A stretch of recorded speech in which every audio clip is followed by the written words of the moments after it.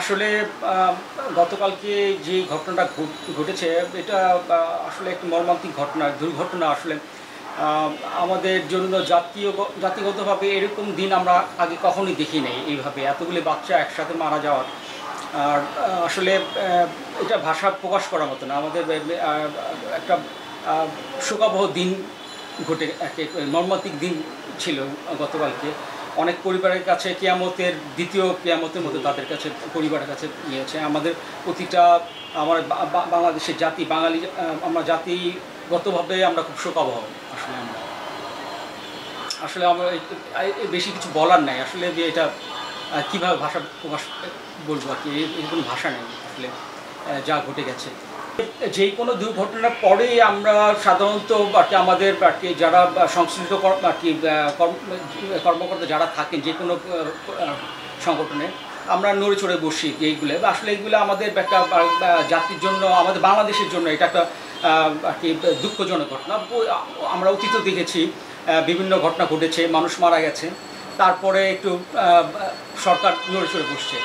এই কালকে যে প্রশিক্ষণ বিমানটা আসলে আমাদের জনবহুল অঞ্চলে কেন প্রশিক্ষণ নিতে যাবে? আসলে আমাদের তো আর কি প্রশিক্ষণের মতো জায়গা, পর্যাপ্ত জায়গা আছে, ওখানে করতে পারতো।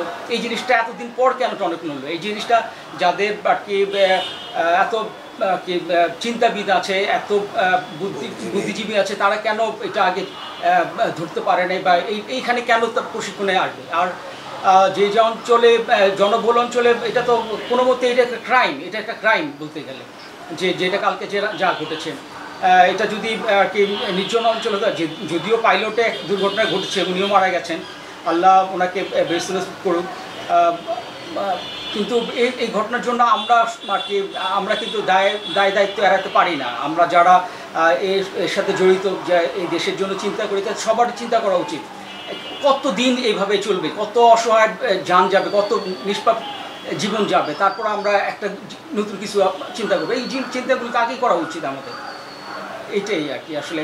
আর শোকাবহ এটা ভাষা আসলে কিছুই নাই। শুধুমাত্র আমি আর কি যারা মারা গেছেন তাদের তো বেহেশত আল্লাহ তাআলা অবশ্যই, তাদের সবাই শিশু, তাদের বেহেশত করেছেন। আর শোকাবহ ফ্যামিলির জন্য একটুকু একটা হাদিস বলতে চাই। বুখারীর সম্ভবত 64-24 নম্বর হাদিস ছিল এটা। আল্লাহ তাআলা, নবী করিম সাল্লাল্লাহু আলাইহি ওয়াসাল্লাম বলেছিলেন এভাবে যে আল্লাহ তাআলা যখন বলে যে তার মুমিন বান্দার যখন প্রিয় জিনিস নিয়ে যায়, তার জন্য নাকি জান্নাতি, তার আমি পুরো করে, কিন্তু মূল অর্থটা ছিল এরকম: আল্লাহ যখন কারো মুমিন ব্যক্তির প্রিয় জিনিস নিয়ে যায়, তার উপহারস্বরূপ তার জান্নাতি সেটা কবুল করেন উনি। যেহেতু আমি মুসলমান, সেই হিসাবে আমি বিশ্বাস করি প্রতিটা পরিবারের যারা শিশু বাচ্চা হারিয়েছে, তার বাবা মা অবশ্যই আপনারা জান্নাতি হবেন। আল্লাহ তাআলা আপনাদের অবশ্যই ধৈর্য ধারণ করার ক্ষমতা দিবেন। আল্লাহ তাআলা আপনাদের ধৈর্য ধারণ করার ক্ষমতা দিন। আমাদের আর কি বর্তমান আমাদের দক্ষিণ এশিয়ার মধ্যে একজন নেতাই আছেন, তারেক রহমান। আসলে ওনার মতো আর কি জনদরদি নেতা বর্তমানে নেই, আমি এটা বলতে পারি। উনি শুধু লন্ডন থেকে আর কি খবর পাওয়ার সাথে সাথে আমাদের সিনিয়র নেতৃবৃন্দকে আর কি মহাসচিব এবং সহ সিনিয়র নেতৃবৃন্দ সকলকে সার্বক্ষণিক খোঁজ খবর নেওয়ার জন্য পাঠিয়েছেন। এবং আমাদের যারা আমরা যারা আছি বিএনপির সাথে জড়িত, এই সংগঠনের যত নেতাকর্মী আছে সবাই আর কি নিহত পরিবারদের সব রকম খোঁজ খবর নেওয়ার জন্য ওনার নির্দেশনা আছে। আমরা সেভাবে চেষ্টা করছি ওনাদের খোঁজ খবর নেওয়ার জন্য। আমাদের সিনিয়র নেতৃবৃন্দ আপনারা দেখেছেন, গতকাল গিয়েছেন, আজকে সকালে গিয়েছেন।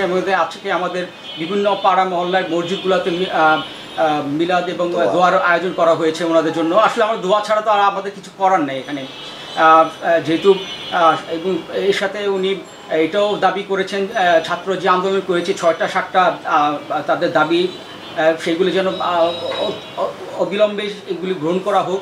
আমাদের সরকার, বর্তমান যে সরকার আছেন, তা ছাত্রদের যেন সমমর্মে থাকে, সে ব্যাপারে উনি আমাদের খোঁজ খবর রাখার জন্য বলেছেন, যে এটা দ্রুত যেন সম্ভব হয়, ছাত্রদের দাবি যেন পূরণ হয়, আদায় হয়, সেটা যেন খোঁজ খবর রাখা হয় আমাদের। এইভাবে উনি আমাদের দিক নির্দেশনা দিয়েছেন।